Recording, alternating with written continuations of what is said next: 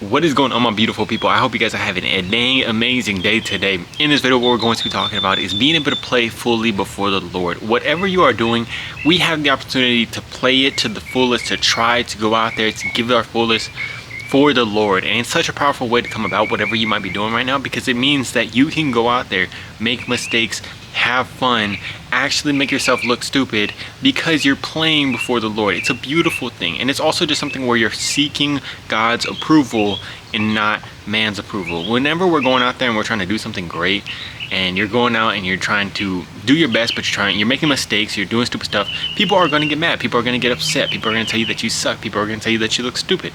But we have to be able to override that to get to the point where we are actually growing and growing and growing, and getting to that point where we're as best as we possibly can be.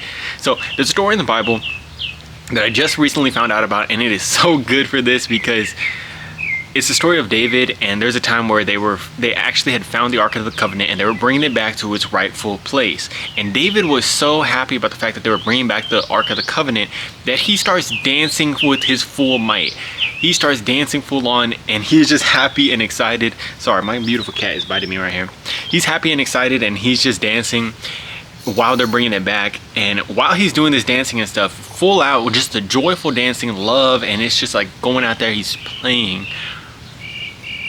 His wife sees him when they're coming back in. His wife sees him, and she's like, she in her heart starts to judge it. She's like, in her heart starts to be like, why is he doing that? And she tells him later on, but the reason why she was judging it is because a king is supposed to be quote unquote mighty, a king is supposed to be dignified, a king is supposed to be real tough and strong, whatever you want to say. Like, not, you wouldn't expect that out of a king back then, you wouldn't expect that out of a king a lot of the times.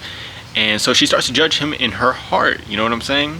And for David to go out there and do this while knowing he's this king, beautiful. So she starts to judge him in his heart, and later on she brings it up to him in kind of a sarcastic way.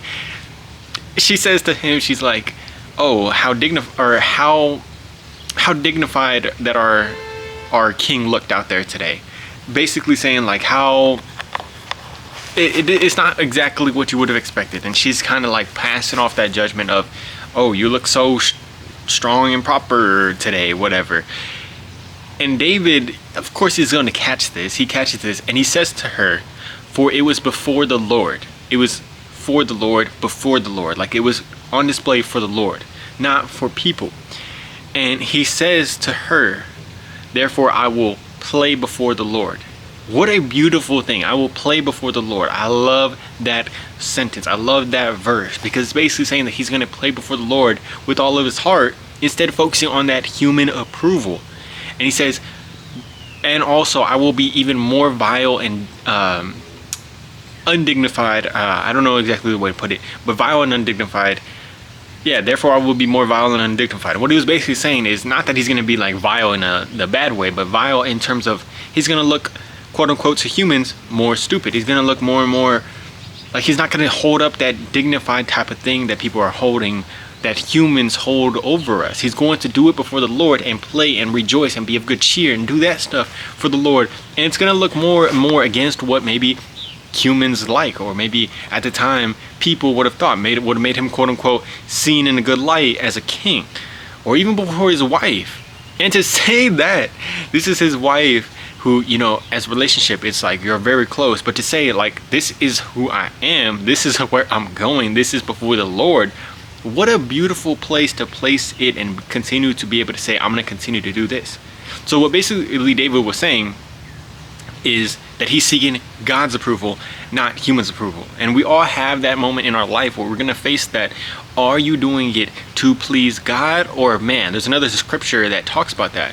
Do you seek to please men or God? And it also says, for if you seek to please men, you shall not be called a servant of Christ. So we have to constantly, don't beat yourself up over it. We all have this kind of, we've been trained to focus on that human approval, and we have to consciously override it. And I think this story is a beautiful one, that if we can have that into our heart, just take that verse of, therefore I will play before the Lord, like just like David said. I love that verse. And if we can take that into our lives, it's not just for dancing. Of course, we can dance, we can have fun, we can rejoice, but it's something we have to constantly train into our mind. But also, when you're going out, let's say you're playing a sport and you want to do good, you want to play as best you can with your whole heart. if you're seeking to please God, you're trying to learn and get as best you possibly can and to use the most of his abilities that he's put inside of you. So you have to seek the approval of God, and a lot of the times you're gonna look stupid. You're gonna miss a lot of shots. You're gonna make a lot of dumb plays. You're gonna have to push yourself into uncomfortable spots over and over that are gonna make you look stupid, versus just staying in that comfortable spot.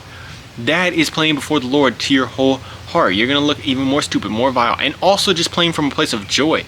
A lot of people are gonna say, why are you so happy? Why are you so excited? Why you look like you're enjoying this so much?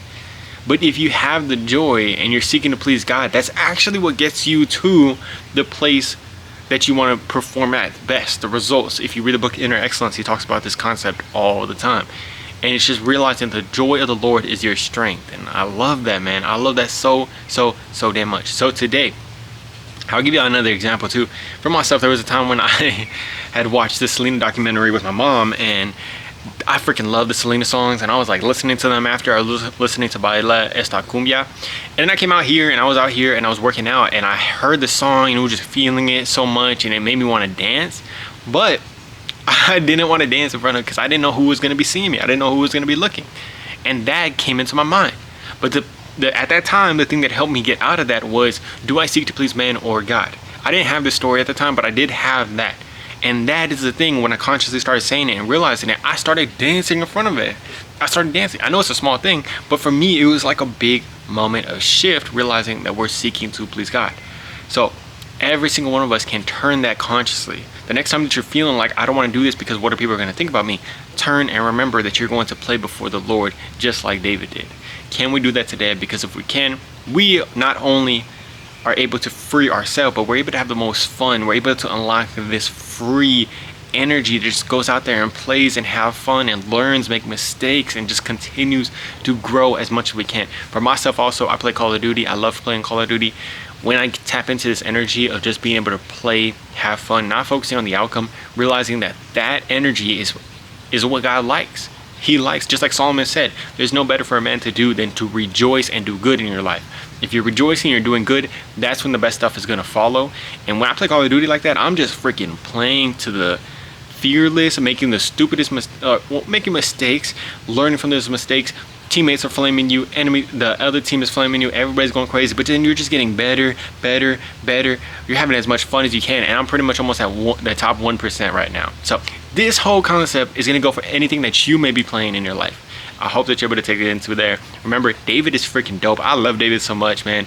Go look up the story for yourself if you want to. Love you guys very much. I'll talk to you on the next video. Peace.